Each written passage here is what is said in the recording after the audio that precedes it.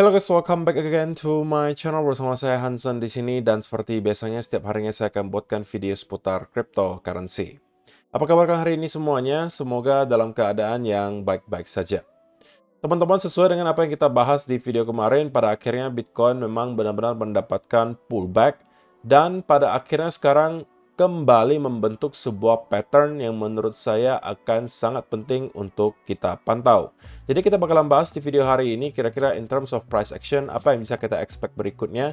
Dan juga ada beberapa data di belakang layar yang menurut saya mungkin tidak kalian expect. Jadi kita bakalan bahas itu di video hari ini, stay tune terus sampai akhir video. Nah, sekarang kita bakal mulai dari CoinMarketCap terlebih dahulu. Per hari ini, teman-teman, secara global market cap crypto berada di angka 2,43 triliun dolar. Dan kalau misalnya kita melihat top 10 coin sendiri, keadaannya sebenarnya ya bisa kita katakan mix ya. Sebagian ada hijau, ada juga yang merah. Walaupun kenaikannya dan penurunannya rata-rata nggak signifikan, hanya kurang lebih 0, sekian persen hingga kurang lebih 2%. So, secara overall kita bisa katakan market cenderung terkonsolidasi dalam 24 jam terakhir. So, itu adalah outlook sementara dari beberapa top coin yang ada. Sekarang kita langsung aja masuk ke beberapa data dan berita terbaru hari ini. Nah, yang pertama teman-teman, ini adalah satu berita yang sangat menarik. Bahwa pada akhirnya spot Bitcoin ETF di Amerika Serikat itu berhasil mengumpulkan Bitcoin sebesar 1.007.883 Bitcoin.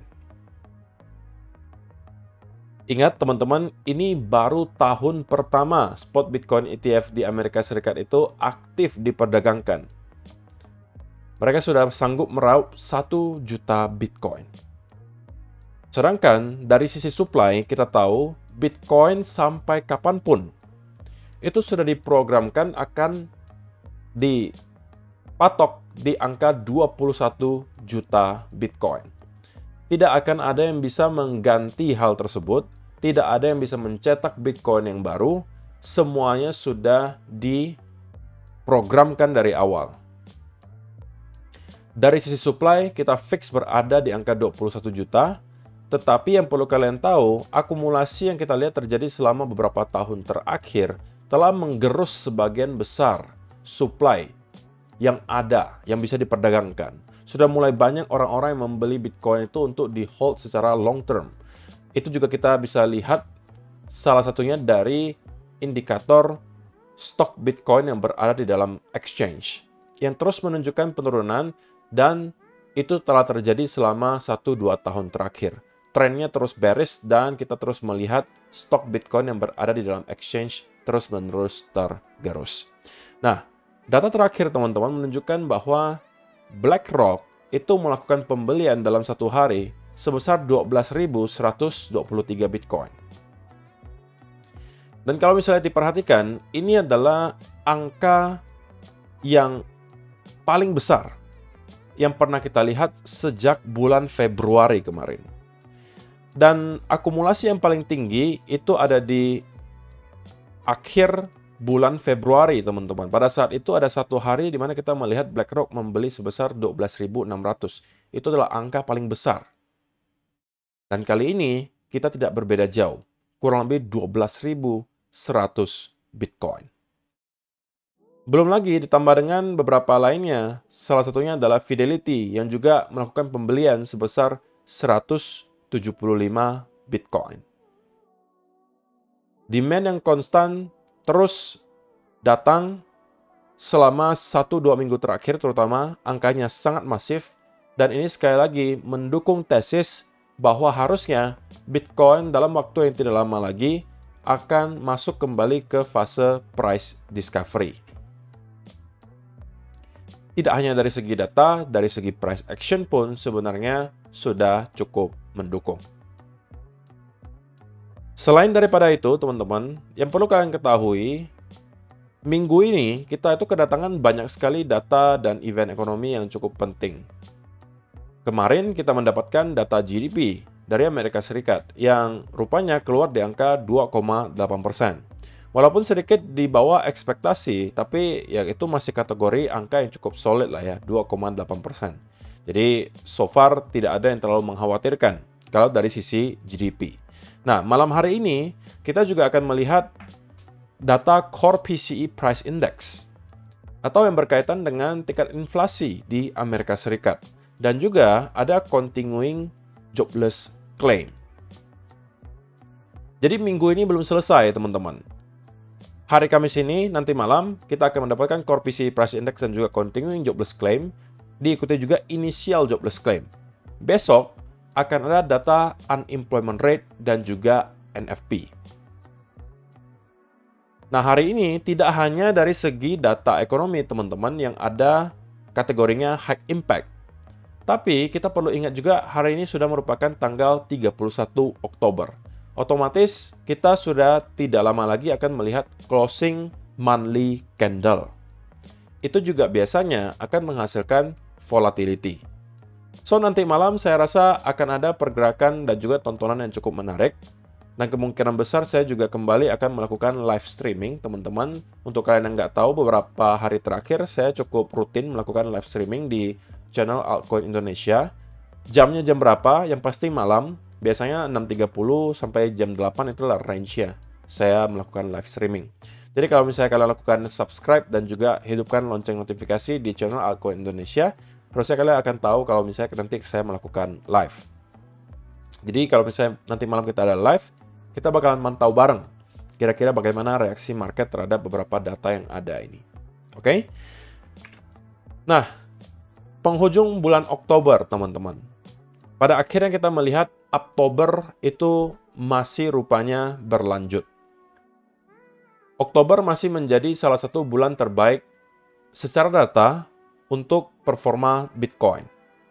Walaupun kita belum closing monthly candle, tapi untuk sementara kita berada floating di angka 14,29% dalam keadaan positif. Semoga ya angka ini masih bisa bertambah. Tapi memang untuk sementara harusnya kita bisa expect Oktober ini kita bisa closing persentasenya minimal 10% lah ya. Kalaupun nanti malam kita misalnya mendapatkan pullback, harusnya menurut saya tidak akan terlalu dalam.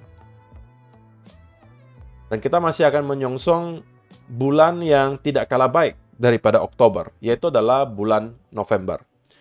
Yang dimana kalau misalnya teman-teman lihat dari tahun 2023 hingga tahun 2013, hanya ada 4 tahun saja yang berwarna merah. Sisanya itu berwarna hijau. Ya walaupun bukan bulan terbaik ya, tapi bukan bulan yang jelek juga untuk Bitcoin. Dan faktanya, setiap kali kita melihat bulan September itu hijau, biasanya Oktober, November, dan Desember itu hijau. Jadi untuk sementara, hal itu masih terlihat benar. Nah, kita nggak tahu nih apakah November dan Desember akan masih tetap hijau. Ya, mudah-mudahan itu bisa terjadi ya. Dan dari segi price action juga sekali lagi, sebenarnya mendukung juga akan kenaikan Bitcoin selama beberapa bulan ke depan. Dikarenakan ya kita sudah berhasil untuk breakout dari konsolidasinya, teman-teman, yang telah menahan Bitcoin selama berbulan-bulan terakhir. Terkecuali apa yang kita lihat selama beberapa hari terakhir itu hanya sebuah fake out. Itu masih menjadi salah satu potensi worst case scenario untuk sekarang. Karena kalau kita mendapatkan fake out, artinya kita kembali close di bawah area trendline ini, maka kita berpotensi untuk mendapatkan sell off yang menurut saya lumayan dalam. Oke? Tapi untuk sementara, ya persentase akan hal tersebut terjadi belum besar. Kita belum melihat ada indikasi yang kuat mengarah ke arah itu. Jadi selama area upper trendline ini mampu kita hold, maka biasnya masih akan tetap stay bullish. Nah, di video kemarin kita membahas soal adanya potensi pullback terlebih dahulu untuk Bitcoin apabila kita memang berhasil untuk mendapatkan breakdown dari trendline ini. Dan saya sampaikan target pertamanya adalah di sekitaran 71.700-an. Oke. Target kedua atau bisa menjadi target terakhir itu adalah 70.800-an. Nah, kita hanya terhenti di pertengahan area tersebut, teman-teman. Kita pullback dan nyampe ke sekitaran 71.400-an. Nah, sebenarnya kemarin malam di grup VIP juga saya telah memberikan setup untuk scalping short ya di sekitaran area di sini. Saya nggak tahu apakah ada dari teman-teman yang sempat melakukan taking profit, tapi kalau saya secara pribadi keluarnya dalam keadaan break even. Karena rupanya kita kembali mendapatkan ada buying pressure ketika nyampe ke sekitaran area 71.400. Saya secara pribadi itu menargetkan sebenarnya di area 70.800. Tapi memang tidak sampai ke sana dan harus close dalam keadaan break even atau sebagian mungkin close dalam keadaan loss kecil.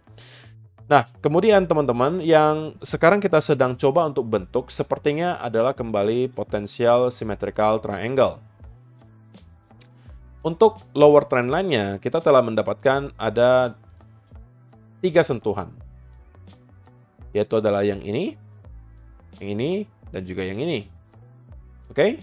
Sedangkan untuk upper trend line-nya, kita mendapatkan 2 sentuhan. Jadi untuk sementara, kita terlihat seperti kembali membentuk semacam symmetrical triangle.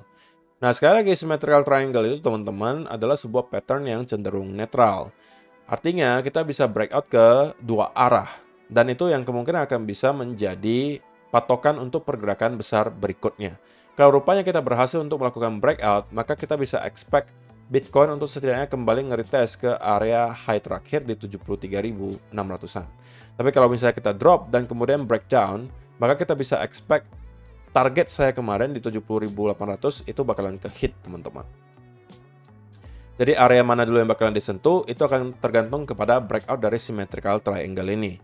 Nah, kalau misalnya teman-teman akan berhasil menemukan setup dari breakout-nya, ya silakan aja kalau misalnya mau scalping dari sini atau dari breakdown-nya. Targetnya adalah kedua area ini, 70.800 untuk di bawah, 73.600 untuk di atas. Nah, saya akan mencari peluang untuk long apabila kita mendapatkan pullback yang cukup dalam, teman-teman. Dan saya akan mencari peluang untuk short apabila senario ini terjadi. Yaitu adalah kita breakout, kita push ke high yang baru, kemudian gagal mempertahankan momentum, dan kemudian breakdown di bawah trend line. Ini adalah trigger bagi saya untuk masuk. Oke, jadi setup apa yang akan saya manfaatkan berikutnya itu akan bergantung kepada pergerakan market yang berikutnya. Dan semuanya akan saya mention tentunya di VIP group. Jadi di sini sekali lagi teman-teman, kita itu tidak mencoba untuk mendahului market. Kita hanya mengambil kesempatan dari apa yang market kasih ke kita. Kita adaptasi aja. Market pengennya lagi bullish, ya kita ambil setup untuk long. Market terlihat pengennya lagi bearish, ya kita ambil setup untuk short. Karena kan kita lagi bicara soal trading, teman-teman. Bukan bicara dari perspektif seorang investor. Kalau kita berbicara dari perspektif seorang investor, maka ya sampai detik ini pun harusnya belum ada sesuatu yang perlu kalian khawatirkan gitu ya. So far pergerakan kenaikannya terlihat cukup oke gitu ya. Dan sekalipun kalau misalnya kita mendapatkan worst case scenario yaitu adalah drop dan membentuk lower low baru menuju ke area 40 ribuan, itu hanya akan berarti kita memperpanjang konsolidasi ini dan ujung-ujungnya masih tetap akan mengalami kenaikan. So, kalau misalnya kalian yang investor, ya kalian nggak perlu setiap hari mantengin market. As long as kita melihat konsolidasinya berlanjut, oke, ya kita bakalan fine-fine aja. Dan untuk monthly candle sendiri, teman-teman, kalau kita closing dalam keadaan seperti ini, gitu ya, asumsinya kalau closing dalam keadaan di atas 71.300, maka berarti kita mendapatkan closing monthly candle tertinggi sepanjang sejarah Bitcoin. Karena closing monthly candle terakhir yang paling tinggi itu ada di sekitaran area 71.300. Dan sekarang kita ada di 72.300-an. Jadi saya rasa nanti malam kita akan melihat tontonan yang menarik, oke? Kemungkinan akan ada perlawanan dari para bears untuk mencoba mendapatkan closing monthly candle serendah mungkin, supaya mungkin bisa kembali mendapatkan momentum bearish. Sisi lain tentunya kita mau melihat juga para buyers untuk step in dan mendapatkan closing monthly candle setinggi mungkin. Jadi akan ada pertarungan di sana menurut saya. Dibarengi juga kita harus tahu nanti malam akan ada data Core PCE Price Index. Belum lagi kalau misalnya dilihat teman-teman, maka harusnya tidak lama lagi kita akan berada di penghujung pattern ini. Yang berarti ketika kita breakout, kita akan melihat penentuan arah berikutnya kemana. Jadi kalau misalnya teman-teman yang merupakan traders, bersiap, harusnya akan ada setup yang bisa dimanfaatkan. Oke. Untuk teman-teman yang investor, ya juga bersabar ya, menunggu sampai Bitcoin break ke area price discovery, dan kemungkinan altcoin juga akan mengikuti. So, bias saya untuk short term, teman-teman, adalah kita masih akan terkonsolidasi di sekitaran area ini, neutral. Bias saya akan berubah ketika breakout-nya terjadi. Kalau breakout-nya ke atas, bias saya berubah menjadi bullish. Breakout-nya ke bawah, bias saya menjadi bearish. Dan targetnya tadi sudah saya sampaikan. Kalau koreksinya bakalan kemana, pump-nya kira-kira bakalan kemana. That's it.